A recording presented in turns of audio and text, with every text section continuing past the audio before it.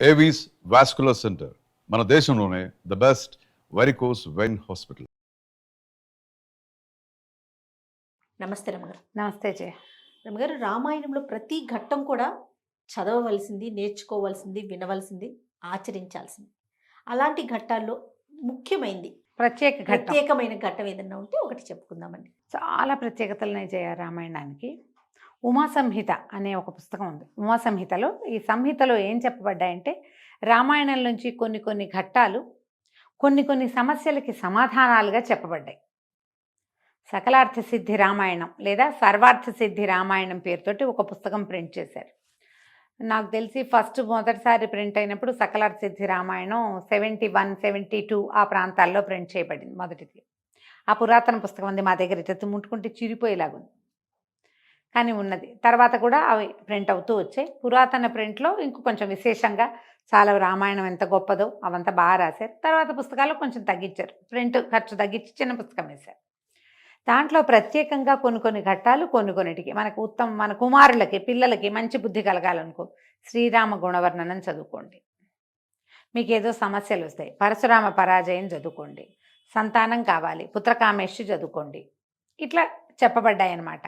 ఇవన్నీ ఎక్కడి నుంచి తీసుకున్నారు? వాల్మీకి రామాయణంలోని రకరకాల అయోధ్యకాండలో కొన్ని ఇవి అని అట్లా చెప్పారు. కొన్ని సర్గలు అయోధ్యకాండలో మొదటి 2 సర్గలు చదివితే పిల్లలకి సద్బుద్ధి కలుగుతుంది. రామ గుణవర్ణనమే. సీతా కళ్యాణ ఘట్టం, పట్టాభిషేక సర్గ, తర్వాత సుందరకాండలో కొన్ని ప్రత్యేకమైన సంగతులు. అయితే అందులో ఒక ప్రత్యేకమైన సంగతి ఏంటంటే సుందరకాండలోని త్రిజటా స్వప్నం చాలా ప్రత్యేకమైనది. ఈ త్రిజటా స్వప్నం ఎప్పుడు వస్తుంది? ఆంజనేయ స్వామి సీతాదేవిని చూసినప్పుడు ఆయన అశోకవనాన్ని వెతికాడు. మొత్తం లంకానగరం అంతా వెతికి సీతాదేవి ఎక్కడ కనపడక హనుమన్ నిర్వేదం కూడా ఒక ప్రత్యేకమైన సబ్జెక్టు.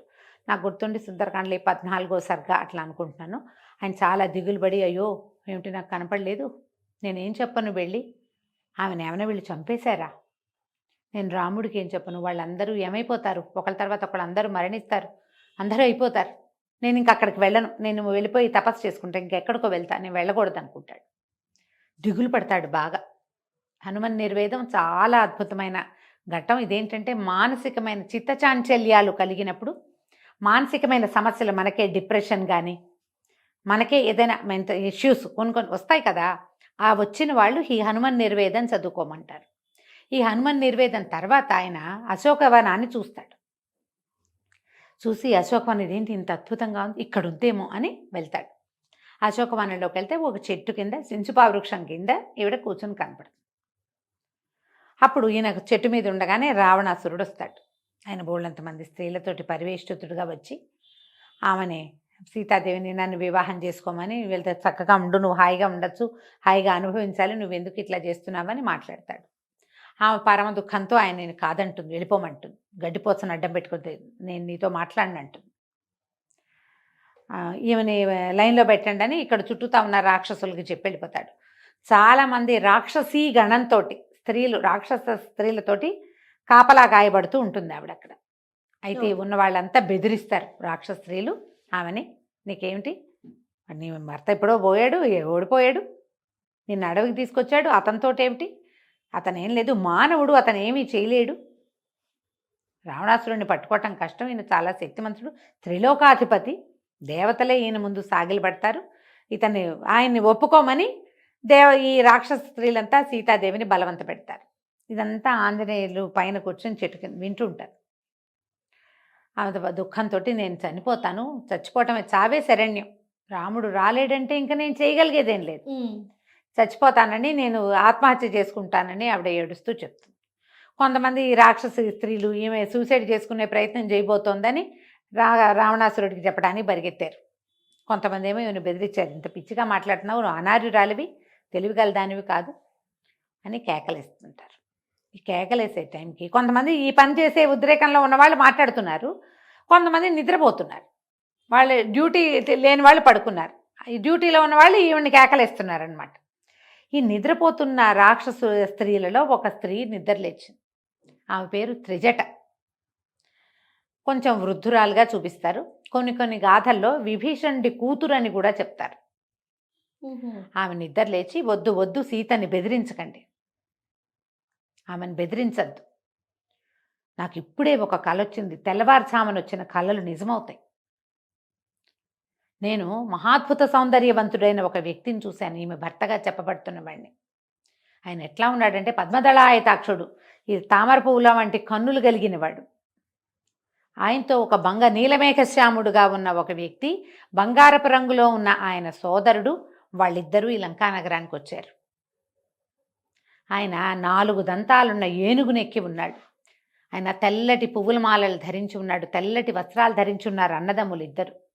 సీత కూడా తెల్లటి మాలలు ధరించి, ఆవిడ మాసిపోయిన బట్టలతోటి ఉంది. ఇప్పుడు నా కల్లో తెల్లటి మాలలు ధరించి, తెల్లటి వస్త్రాలు ధరించి, సౌందర్యవతిగా వెలిగిపోతూ భర్త చెయ్యి అందుకుని ఏనుగెక్కుతోంది. ఆయన ఏనుగెక్కించుకుంటున్నాడు. వాళ్ళు బంగారపు పుష్ప విమానాన్ని ఎక్కి ఉత్తర దిశగా వెళ్తున్నారు, ప్రయాణం చేస్తున్నారు ఎక్కడికో. అతను నడుస్తుంటే ఏనుగు కాదు నడుస్తున్నట్టు. అతను చాలా అద్భుతమైన వ్యక్తిగా ఉన్నాడు. తర్వాత హంసలు కట్టిన పల్లకిని ఎక్కి వస్తున్నారు వాళ్ళు. ఆ పల్లకి ఏమిటి, ఆకాశంలో ఎగురుతోంది. హంసలతో లాగబడుతున్నటువంటి తెల్లటివి. హంసలంటేనే అసలు హంస కల్లో కనపడిందంటే శుభసూచకం. తెల్లటిది కనపడితే మరీ మంచిది. హంసలు లాగుతున్న పల్లకి నెక్కొచ్చారు వాళ్ళు. ఆ పల్లకి ఈమె కూడా ఎక్కుతోంది. ఆయన 4 దంతాలున్న ఏనుగు నెక్కాడు, ఈమె కూడా ఆ ఏనుగు నెక్కింది భర్త చేయి పట్టుకుని ముందు. ఇది శుభసూచకం. ఈ పరిస్థితిలో ఉన్న స్త్రీలను గురించి ఇలాంటి కల వస్తే వీళ్ళు గెలుపొందబోతున్నారు. ఆమెకి తన భర్త మీద నమ్మకం ఉంది బోల్డంతా, ఆయన వచ్చి తనని రక్షిస్తాడనుకుంటోంది. వీళ్ళేమో ఇంత అద్భుతంగా ఉన్నారు, హంసలున్న పల్లకి ఎక్కారు, ఏనుగు నెక్కుతున్నారు. అన్న తమ్ముడు పక్కపక్కనే ఉన్నారు, తెల్లటి బట్టలు, శుభ్రవస్త్రాలు, అంటే పద్మమాలంకృతులుగా ఉన్నారు, తెల్లటి పువ్వుల దండలు ధరించి ఉన్నారు. అదంతా శుభసూచకమే. అయితే ఇందులో రావణాసురుడు ఎర్రటి బట్టలు ధరించి ఒళ్ళంతా నూనె పూసుకుని నూనె తాగుతున్నాడు. ఒక ఎర్రటి వస్త్రాలు కట్టుకున్న ఒక స్త్రీ రావణాసురుడిని నేల మీద ఈడ్చుకెళ్తోంది. ఈ తర్వాత కుంభకర్ణుడు, వీళ్ళంతా గాడిదల మీద ఊరేగుతున్నారు. వాళ్ళు నూనె కనపడకూడదు అసలు కల్లో, అలాంటిది నూనె తాగుతూ కనపడ్డాడు. నూనె రాసుకుని ఉన్నాడు రావణాసురుడు. అదే పేడలో మునిగిపోతున్నారు వాళ్ళు, రావణాసురుడు కుంభకర్ణుడు. అక్కడి నుంచి లంకా నగరం అంతా దగ్ధమైపోతోంది. రాక్షస స్త్రీలంతా తైలం తాగుతూ, తైలం రాసుకుంటూ ఏడుస్తున్నారు. ఈమెమో హాయిగా నవ్వుతోంది భర్తతోటి. కళ ఎట్లా ఉంది, వీళ్ళకి అశుభంగాను వాళ్ళకి శుభంగాను కనపడుతోంది. ఈ లంకానగర వినాశనం తప్పదు. ఈమెను రక్షించడానికి ఈమె భర్త తప్పకుండా వస్తాడు. ఆమె చెప్తున్నదే నిజం. పైగా ఈమె సామాన్య స్త్రీ కాదు, భర్త వనవాసానికి వెళ్తుంటే అతని వెంటపడి అడవికి వచ్చిన స్త్రీ. ఎవరొస్తారు, ఆయనకి వనవాసం ఉంది, ఆయన ఒకటే వెళ్ళి ఉండొచ్చు. ఆ కష్టాలు నేను పడలేను బాబు, నా వల్ల కాదు, ఆ సినిమాకి నేను రాను, తలకాయ నొప్పి అంటారు. ఇప్పుడు ఆయనతో పాటు భర్తతో వెళ్దామనుకోరు, అది నాకు బోరని మానేస్తారు. అలాంటిది ఈమె అడవికే బయలుదేరింది, 14 సంవత్సరాలు తిరిగింది ఆయనతో పాటు అడవిలో పడి. అలాంటి స్త్రీ ఆమె మనసులో ఏదనుకుంటే అది అయిపోతుంది. ఈమెకి శుభం కలగబోతుంది. పైగా చూడండి సీతని, ఆమె కన్ను కొట్టుకుంటోంది, కన్ను అదురుతోంది, ఆమె భుజం అదురుతోంది, ఆమెకు శుభం జరగబోతోంది. మనకి చాలా కష్టాలు వస్తాయి, ఈమెను బాధించద్దు. రేపొద్దున ఈమెను బాధించిన ప్రతి వాళ్ళని రాముడు తన బాణాలతోటి నొప్పించక మానడు. అతను ఎంత యుద్ధవీరుడుగానూ ఉన్నాడు. ఆ పక్కనున్న బంగారపు రంగులో ఉన్నవాడు కూడా అట్లాగే ఉన్నాడు. అయితే ఒక మహావానరం ఒకటి ఈ లంకా నగరాన్ని తగలబెడుతోంది. అది కూడా కల కనపడింది. ఒక వానరం తగలబెడుతోంది. కోతి కూడా కల్లో కనపడకూడదు. ఆంజనేయ స్వామి అయినప్పటికీ అంటారు, ఇదే చెప్తారు. సీతాదేవికి ఆ పైకి చెట్టు మీదకి కళ్ళు చూసేసరికి ఆంజనేయుడు కనపడితే కళ అనుకుని ఆవిడ, అయ్యో కల్లో కోతి కనపడకూడదు, నా కోతి కనిపించిందని బెంగపెట్టుకుంటుంది ఆవిడ. అది నిజం అనిపించదు, క్షణం పాటు తన కల్లో ఉన్నాను అనుకుంటుంది. ఇలా త్రిజట చెప్తుంది ఈ సంగతి అంతా. రేపు త్వరలో లంకానగర నాశనం తప్పదు. రావణుడు పొరపాటు చేశాడు, అతనికి మరణం తథ్యం. ఆయన ఎర్రటి బట్టలు కట్టుకుని కనపడుతున్నాడు, నూనె తాగుతున్నాడు, నూనె రాసుకుంటున్నాడు ఒంటికి, గాడిదనెక్కుతున్నాడు. సార్వభౌమత్వాన్ని, త్రిలోకాధిపత్యం ఉన్నవాడు గాడిదనెక్కటం ఏమిటి? గాడిదనెక్కి కనపడుతున్నాడు. తమ్ముళ్లతో సహా, కుమారులతో సహా సమస్తమైన జనాలు గాడిదల్ని, ఒంటెల్ని ఎక్కి వెళ్తున్నారు వాళ్ళు. అందరూ బురదలో పేడలో కూరుకుపోయి కనిపిస్తున్నారు. అందరూ నూనె తాగుతున్నారు.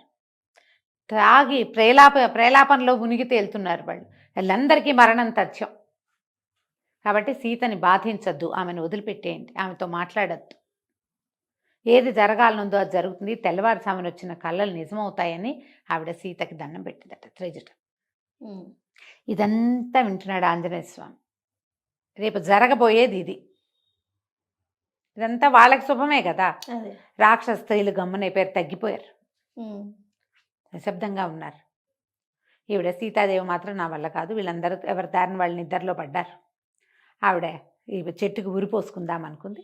అప్పుడు ఆంజనేయ స్వామి ఈ రామగాథ అంతా చెప్పాడు. ఇక్ష్వాకు వంశ ప్రభు ఉన్నాడు, ఆయనకి కుమారులు ఉన్నారు 4 అని కథ అంతా చెప్పేసరికి ఆవిడప్పుడు ఆంజనేయ స్వామితో మాట్లాడింది. తర్వాత ఏముంది, ఇది మన లంకాదహనం జరిగిపోయింది. ఈ రావణాసురుడితో మాట్లాడడం, మళ్ళీ వెళ్ళి ముద్రిక ఈవిడికేమో ఉంగరం ఇచ్చి ఆవిడ యొక్క చూడామణిని తీసుకుని ఆయన వెళ్ళిపోయాడు. తర్వాత రాముడు తదితర సైన్యం అంతా మళ్ళీ వచ్చారు. ఈ త్రిజటా స్వప్నాన్ని గనక చదివితే ఇది సుందరకాండలో 27వ సర్గ. మీకు పీడకలలు వస్తాయి ఒక్కొక్కసారి.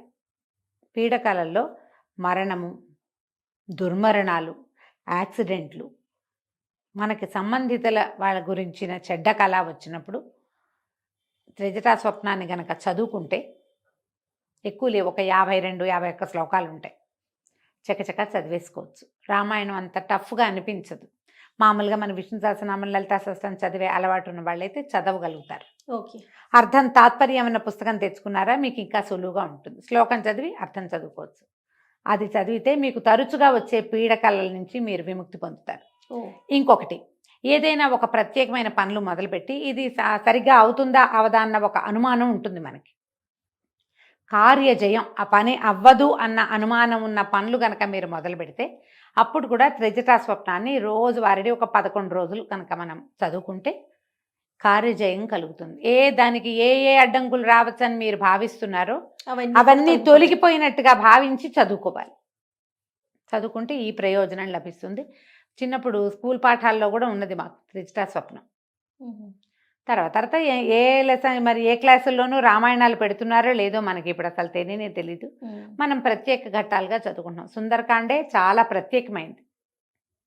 ఆంజనేయ స్వామి సముద్ర లంఘనం ఒకటి, తర్వాత ఏమో లంకాదహనము, సీతాదేవిది హనుమన్ నిర్వేదము, ఈ తర్వాత త్రిజటా స్వప్నము, తర్వాత ఈ ఆంజనేయ స్వామికి తోకకి నిప్పంటి ఇచ్చారని తెలిసాక సీతాదేవి చదివేటువంటి 4 శ్లోకాలు అగ్నిదేవుని శాంతించమని చెప్పేవి, ఇవన్నీ ప్రత్యేకమైనవే సుందరకాండలో. మొత్తం సుందరకాండ పారాయణ చేయగలిగితే అమోఘంగా ఉంటుంది. ఇట్లా మీకు ఏమైనా పీడకలలు వస్తున్నాయి తరచుగా, బ్యాడ్ డ్రీమ్స్, సమాధానం లేదు వాటికి, అప్పుడు త్రిజటా స్వప్నం చదువుకోవచ్చు. తప్పకుండా. నమస్తే. నమస్తే.